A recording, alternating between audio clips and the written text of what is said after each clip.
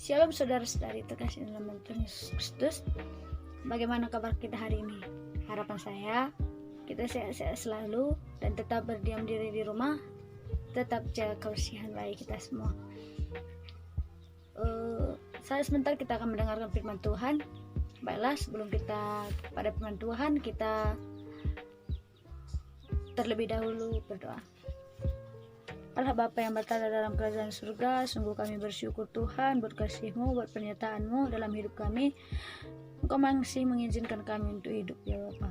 Bapa, sebentar kami akan memberitakan firman-Mu, ganti kami, urapi kami, sertai kami dalam hidup kami, sehingga firman-Mu yang akan kami berikan dapat menjadi motivasi bagi saudara-saudara kami yang menjadi pendengarnya. Ini doa dan kerendahan kami Bapa, kami berdoa dan mengucap syukur. Haleluya, amin.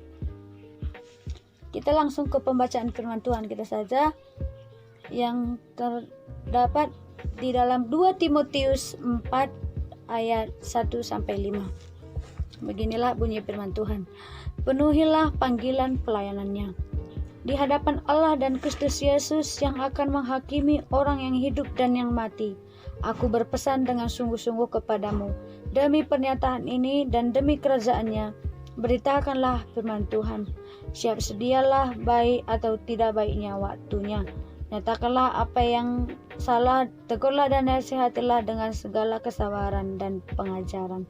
Karena akan datang waktunya orang tidak dapat lagi menerima ajaran sehat, tetapi mereka akan mengumpulkan guru-guru menurut kehendaknya untuk memuaskan keinginan telinganya. Mereka akan memalingkan telinganya dari kebenaran dan membukanya bagi dongeng. Tetapi kuasailah dirimu dalam segala hal, sabarlah menderita, lakukanlah pekerjaan pemberitaan Injil, dan tunaikanlah tugas pelayanannya.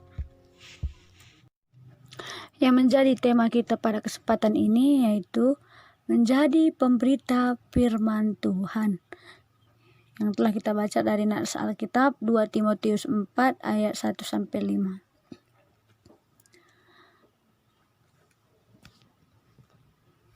Menjadi pemberita firman Tuhan bukanlah suatu hal yang mudah bagi kita.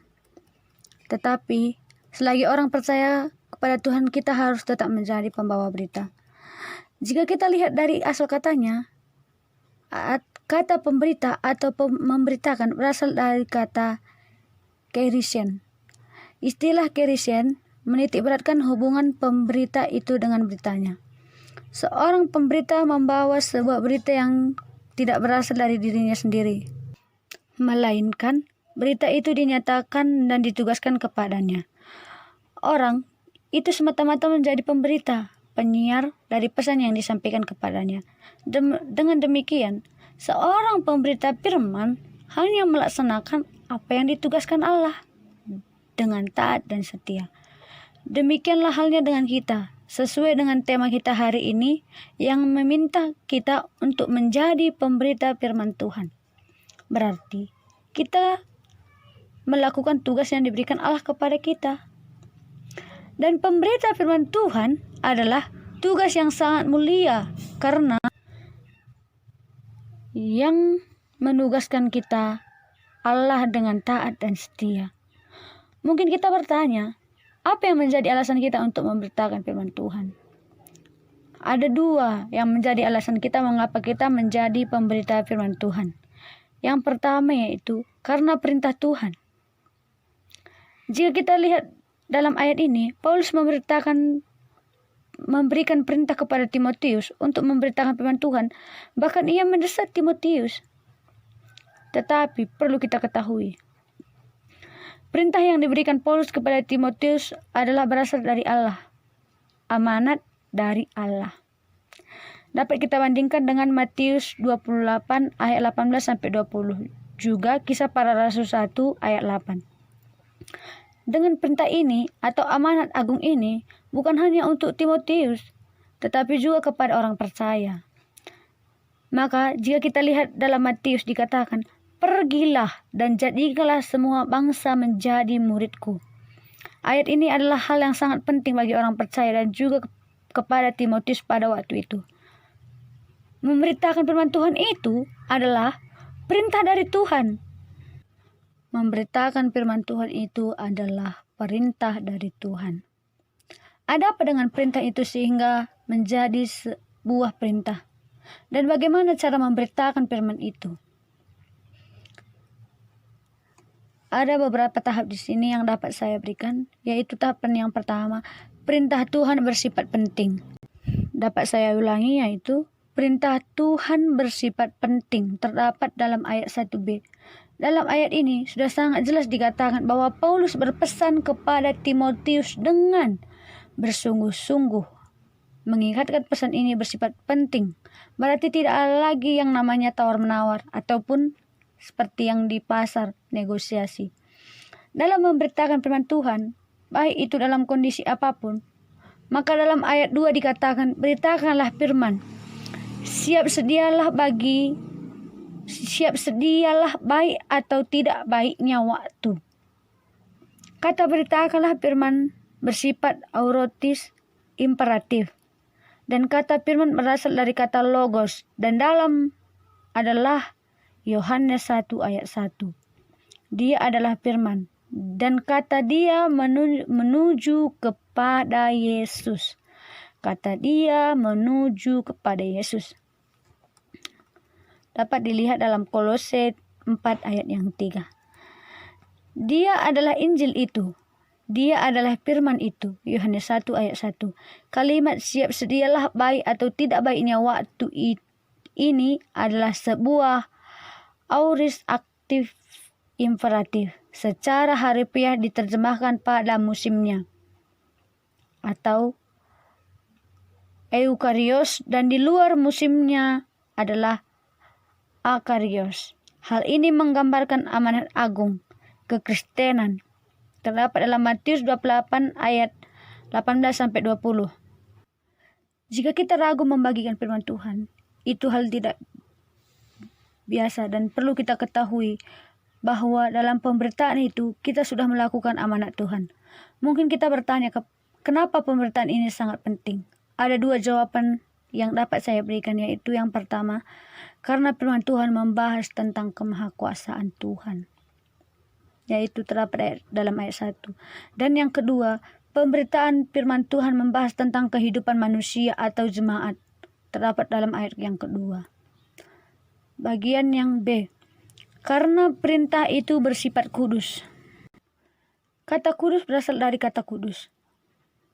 Berasal dari kata gadosi dan kyodesi dalam bahasa Ibrani dan hagios dalam bahasa Yunani. Kata gadosi diartikan terpisah atau dikhususkan. Digunakan terhadap keadaan terlepas seseorang atau suatu benda, atau supaya Tuhan dapat memakainya. Hagios mempunyai dasar pemikiran yang sama mengenai keterpisahan dan kesucian terhadap Allah. Kata hagios dapat juga diterjemahkan suci dan saleh. Hal ini merupakan suatu kata yang mengandung arti hubungan yang benar dengan Allah. Demikianlah halnya dengan perintah ini. Di dalam ayatnya yang ia katakan adalah Allah dan Yesus Kristus. Dan perintah ini menjadi kudus karena Paulus mengatakan kepada Timotius demi kenyataannya dan demi kerajaannya. Perkataan Paulus kepada Timotius dalam ayat ini seperti seseorang yang sedang bersumpah. Yang bagian C, yaitu perintah ini perlu dilakukan dengan semangat. Jika kita lihat ayatnya yang kedua, kata beritakan dalam bahasa Yunani adalah krusos. Kruso, sebuah kata kerja yang di dalam ayat ini seorang utusan yang diutus oleh raja untuk menyampaikan firman Tuhan. Dalam semangatnya harus selalu siap dalam waktu, berani dalam menyatakan yang salah, menegur dan menasihati dalam kesabaran dan pengajaran. Kata berani dalam menyatakan kesalahan adalah terjemahannya harfiah adililah supaya terbukti. Kata Ibrani dalam menyatakan kesalahan dalam terjemahan harfiahnya yaitu adililah supaya terbukti. Hal ini mengajarkan kita supaya tetap adil dan menyatakan kesalahan orang yang berdosa akan menanggung dosanya sendiri. Dalam 1 Timotius 5 ayat 20 dikatakan supaya kita menegur orang yang berdosa di depan semua orang supaya mereka takut. Dan kata menegur dan menasihati merupakan kata aorist aktif. Hal ini sama dengan mendorong ataupun agar mendukung. Menyatakan kata menegur tanpa dorongan kesabaran itu bukanlah Kristen. Dalam 2 Timotius 3 ayat 10 juga 1 Timotius 1 ayat 16 dikatakan bahwa mengikut ajaran atau melakukan ajaran harus dilakukan dengan kesabaran. Karena dengan kesabaran kita menjadi contoh bagi semua orang. Dan kemudian percayalah kepada Yesus Kristus. Demikianlah halnya dengan kita. Biarlah kita melakukan pemberitaan firman Tuhan dengan semangat, tiada lelahnya. Jika tadi ada yang pertama dan sekarang kita masuk yang nomor kedua. Karena melalui pemberitaan firman Tuhan akan mendatangkan keselamatan. Berita keselamatan dan kebenaran Allah yang memerdekakan adalah firman yang ada di Alkitab. Oleh sebab itu, firman itu harus diberitakan kepada setiap orang agar mereka menerima keselamatan dari Allah dan bukan dijadikan sebagai sebuah kenang-kenangan. Ketika kita memperdengarkan keselamatan itu melalui pemberitaan firman Tuhan, sehingga iman mereka bertambah dewasa dalam Roma 10 ayat 17 dan tidak bercacat celah dalam 1 Timotius 6 ayat 14. Barang siapa yang menerima firman Tuhan yang didengar saat firman itu diberitakan akan menjadi alat pacuan, akan menjadi alat motivasi bagi kita sendiri untuk meresponi keselamatan dan pematerian Roh Kudus. Efesus 1 ayat 13. Dan penghayatan terhadap firman Tuhan akan membuat hidupnya kiat bertambah baik. Kisah Para Rasul 17 ayat yang ke-11. Dalam Timotius 4, ini sangatlah penting diberitakan tentang keselamatan yang dari Allah karena mereka sudah terbalik dari keadilan.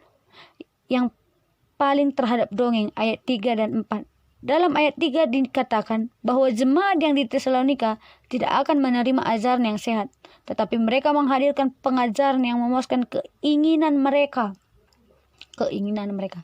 Jika kita lihat mulai dari pasal yang ketiga, ini merupakan keadaan manusia di akhir zaman, di mana manusia tidak butuh lagi yang namanya kebenaran, tetapi mereka butuh akan keinginan yang memuaskan hanya untuk sementara.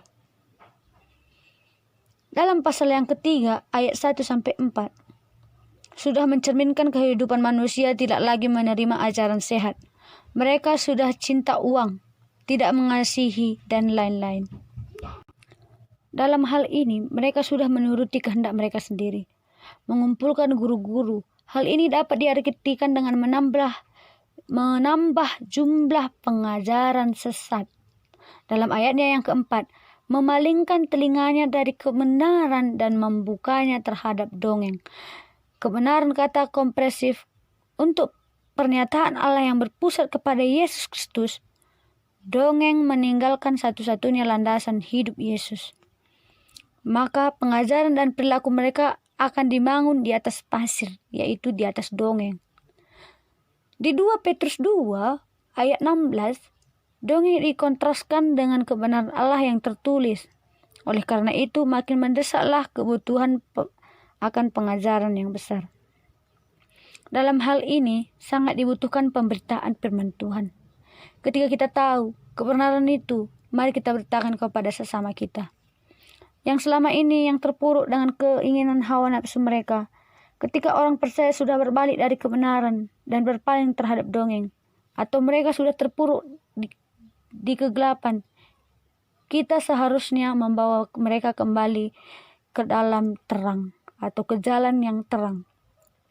Karena tugas seorang pemberita adalah membawa yang dari kegelapan ke dalam terang atau menuju terang. Pemberitaan firman Tuhan merupakan suatu pelayanan yang harus kita penuhi. Dalam menunaikan tugas pelayanannya, seorang pemberitaan firman Tuhan yang harus menguasai diri dalam segala hal. Dalam terjemahan NASB, sadarlah dalam segala hal. Terjemahan NKJP, berjaga-jagalah dalam segala hal. Terjemahan NRSP, selalulah sadar. Terjemahan LAI, kuasailah dirimu dalam segala perkara. Dan terjemahan NJB, harus tetap stabil sepanjang waktu. Sebuah present aktif imperatif. Kita perlu ketahui bahwa konteks ini tidak merujuk pada pantangan dari anggur, tetapi ini tindakan Timotius terhadap guru-guru palsu. Dan ini menjadi yang seimbang dalam menghadapi guru-guru palsu. Dalam hal ini, Paulus mengingatkan Timotius bahwa akan ada konsekuensinya penolakan dari jemaat bila hidupnya tidak seperti yang dikhotbahkannya di dalam Timotius 4 ayat 16. Yang menjadi aplikasi yang dapat kita terapkan dalam kehidupan kita yaitu pemberitaan firman Tuhan bukan hanya dilakukan oleh seorang pendeta atau yang sekolah di teologi saja, tetapi juga orang-orang percaya harus memberitakan firman Tuhan dalam situasi apapun. Mungkin kita berkata, saya tidak bisa berkhotbah, jadi bagaimana saya? Tetapi perlu kita ketahui, lewat tingkah laku kita, cara berbicara kita dapat memberitakan firman Tuhan. Seperti lirik lagu kita, hidup ini adalah kesempatan. Jangan sia-siakan apa yang Tuhan berikan, Tuhan ciptakan bagi kita. Dari ciptaan lagu pendeta Wilhelmus Latumahina STH, perlu kita ketahui bahwa pendeta Wilhelmus Latumahina dilatar belakangi oleh meninggalnya anak sulung pendeta ini akibat kecelakaan lalu lintas. Kemudian beliau duduk dalam suatu keheningan dan melakukan perenungan hidup. Sejak menciptakan lagu Hidup Ini Adalah Kesempatan, lagu yang terdiri atas 2 bait dan 1 ref tersebut masih selalu dinyanyikan dalam ibadah oleh para jemaatnya di gereja GBI Bethesda Sarua, Ciputat. Hal ini sudah dapat dikatakan memberitakan firman Tuhan, karena melalui lagu ini banyak orang-orang yang terberkati sehingga populer sampai sekarang ini. Bagaimana dengan kehidupan kita? Apakah kita dapat menyaksikan kebesaran Tuhan lewat kehidupan kita? Dan apa yang dapat memberkati kita sehingga kita hidup sampai saat ini? Perlu kita ketahui, melalui lagu ini kita disadarkan kembali bahwa hidup adalah sebuah kesempatan. Hidup kita adalah sebuah kesempatan bagi kita atau anugerah bagi kita. Dan kita tidak punya banyak waktu di dunia ini. Bahkan kita tidak tahu kapan Tuhan akan memanggil kita. Bisa saja sekarang, ataupun besok, ataupun lusa. Itu semua kita tidak tahu. Beberapa orang diberikan kesempatan untuk hidup lebih lama. Tetapi ada pula orang yang diberikan kesempatan hidup yang hanya sebentar saja di dunia ini. Bukan tentang berapa lama waktu yang Tuhan berikan, namun seberapa besar efektif kita menggunakan waktu yang Tuhan berikan bagi kita. Jadi, saudara-saudara terkasih di dalam nama Tuhan Yesus Kristus, kita jangan sia-siakan kesempatan ini dengan melakukan hal-hal yang tidak baik. Tetapi kita pergunakanlah kesempatan yang sedikit ini dengan cara yang baik. Gunakanlah kesempatan hidup ini untuk memberkati orang lain, untuk memberitakan firman Tuhan. Memberitakan firman Tuhan bukan hanya bisa berdiri di mimbar saja, tetapi memberitakan firman Tuhan dapat kita lakukan dengan banyak sekali hal, yaitu mulainya dari hal-hal yang sederhana. Kita dapat memberitakan firman Tuhan melalui talenta kita dan melalui kemampuan yang Tuhan berikan bagi kita. Di sekitaran kita banyak yang memiliki suara yang bagus, maka layanilah Tuhan dengan suaramu. Banyak kita yang pandai dalam menulis, layanilah Tuhan dalam tulisan-tulisan yang indah kita. Di antara kita banyak yang pandai melukis, maka layanilah Tuhan dengan setiap lukisan-lukisan kita yang kita berikan kepada orang lain. Demikianlah pemberitaan firman Tuhan yang dapat saya sampaikan, yang dapat saya berikan kepada kita semua. Ada dua hal yang penting dalam melayani Tuhan dan dalam pemberitaan firman Tuhan. Yang pertama itu karena perintah Tuhan. Dan yang kedua karena melalui pemberitaan firman Tuhan akan mendatangkan keselamatan.